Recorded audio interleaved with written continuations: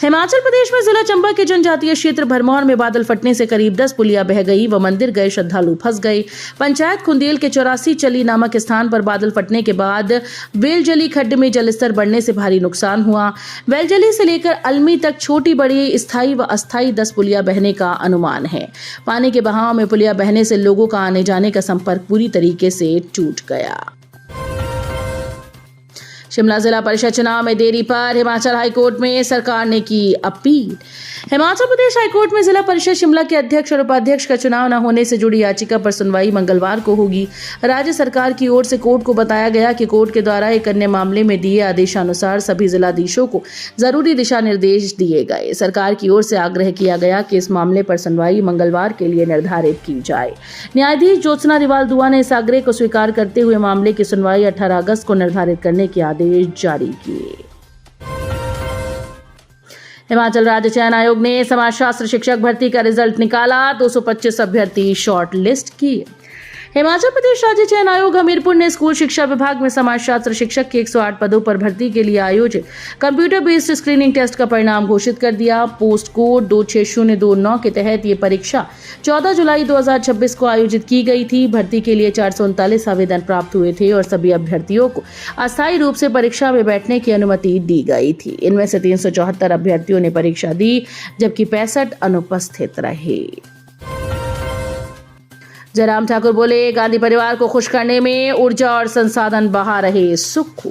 नेता प्रतिपक्ष और पूर्व मुख्यमंत्री जयराम ठाकुर ने मुख्यमंत्री सुखविंदर सिंह सुक्खू पर प्रदेश के संसाधनों और सरकारी तंत्र का इस्तेमाल गांधी परिवार को खुश करने और अपनी छवि चमकाने के लिए करने का आरोप लगाया।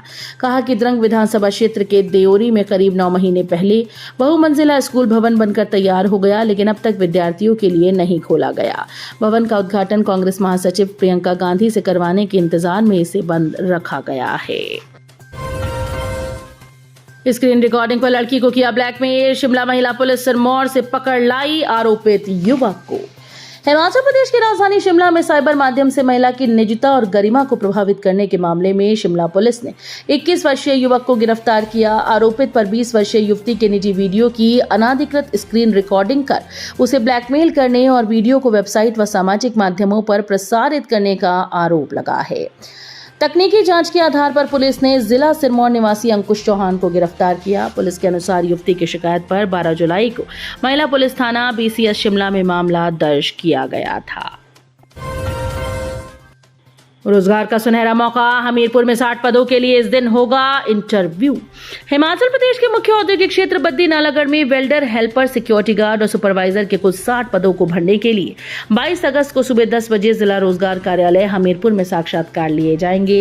ये साक्षात्कार बाद security services and man power Nalagarh द्वारा लिए जाएंगे। जिला रोजगार अधिकारी ने बताया कि वेल्डर और हेल्पर के 30 पदों के लिए वेल्डर ट्रेड में ITI डिप्लोमा धारक पुरुष पात्र होंगे। इनकी आयु 18 से 45 वर्ष के बीच होनी चाहिए। चयनित अभ्यर्थियों को 16,000 से 22,000 रुपए तक मासिक वेतन मिलेगा। महिला और पुरुष अभ्यर्थियों की आयु 23 से 45 वर्ष के बीच होनी चाहिए।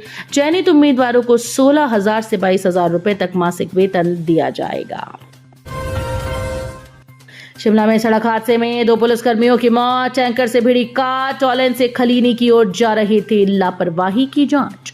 शिमला के टॉलेन खलीनी रोड पर हुए सड़क हादसे में पुलिस लाइन कैथू में तैनात हेड कांस्टेबल प्रवीण मेहता और कांस्टेबल हेमंत कुमार की मौत हो गई। यह हादसा CPWD कॉलोनी के पास एक कार और टैंकर के बीच हुई टक्कर के कारण हुआ। पुलिस के अनुसार देर रात दोनों पुलिसकर्मी अपनी कार में सवार होकर टॉलेन से खलीनी की ओर जा रहे थे। इस दौरान उनकी कार सामने से आ रहे एक टैंकर से टकरा गई। टक्कर इतनी भीषण थी कि दोनों गंभीर रूप से घायल हो गए। तो ये थी आज की फटाफट खबरें। हम मिलेंगे अगले बुलेटिन में। तब तक के लिए धन्यवाद। जय हिंद।